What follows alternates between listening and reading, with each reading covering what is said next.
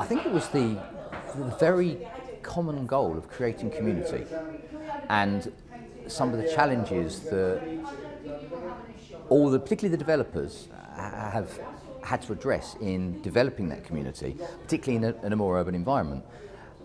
A lot of it was based around the quality of what they were doing, and be that the quality of the outdoor space, the quality of the corridors, the height of the rooms, obviously things like the quality of the bathrooms and the kitchens, with the emphasis placed on sort of general well-being.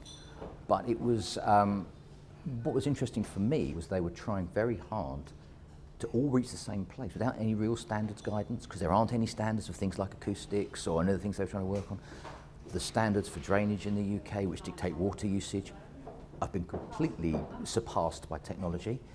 And so I kind of found myself feeling a little sorry for them, because they were all trying to overachieve, but they've got no baseline to work from. So that was like, well, we need to rewrite the standards. This group of people around this table ought to be talking about what they all want to achieve collectively, but with some proper figures, some proper hard values that would form like the baseline, because they all said that they want to overachieve. They all want to go beyond what the standards are currently, which is very good, because of course that has a direct knock-on to the saleability or the rentability of their properties. The other very key issue is how discerning their sellers or their renters are becoming. They are making decisions based on things that perhaps, sustainability for instance, what is the pathway to getting this building completed? Was it a sustainable process? Are you using sustainable or recycled materials in your build? These are questions that never would have come up 10 years ago. People would just buy a house, that was it. And I think that's because certainly with Ang Hara from Pocket Living, she deals with a very specific 30-something clientele, very much the tip of the spear in the attitude to climate change, attitude to recycling, all of these things. And they're taking those attitudes into buying a property or renting a property. What I took from this, and we didn't get very technical about how manufacturers get involved, but obviously if they're setting these standards for themselves, automatically those standards will need to be set by the manufacturers.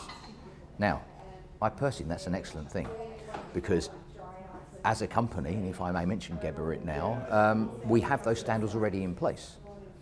Going back to a very easy to talk about subject, acoustics, there is a European standard for acoustics inside a building that all our products can adhere to. No such thing exists in the UK, but if one of those developers came to us and said, right, we want the best acoustic optimization for our building, can you do it? We would just say, yes, we work to the European standard, here is your answer.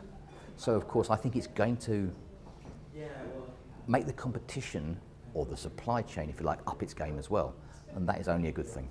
Again, from our own very small part of it, it's about wellness. There was a very interesting, very amusing discussion about the use of touch screens and lighting, how it can be overcomplicated. People don't want something they need to think about too much, yet they still want the comfort factor, the usability factor, and of course the delight factor.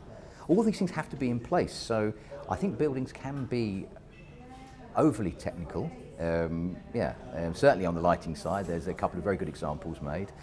But certainly in terms of the bathroom space, we're going back to the whole thing again, it's wellness. It's about a place where not only do you have a wonderful community outside your living space, but once you get inside your living space, you've got higher ceilings, you've got nicer bathrooms, you've got a quieter environment.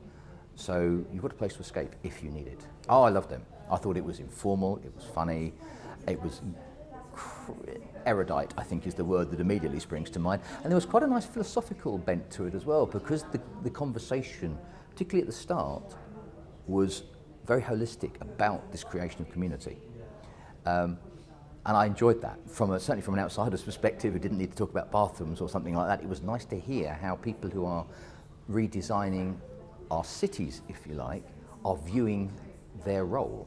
And it is an important one, because obviously you build a building, it's going to change the landscape of a city for umpteen years to come. Do it wrong and you've created an eyesore. Do it right and you've created a community that people will enjoy for centuries. When I walked in, I thought this would all be about the high-end residential area. It actually wasn't. It was about pulling that quality through to the middle market, the private rental sector and the affordable sector. That is only, again, a good thing, because let's be honest, the very high end, even in London, is still quite small. what most people want, commensurate with their earnings, are decent, affordable housing. Why should that be any lesser quality than anything else that's around there?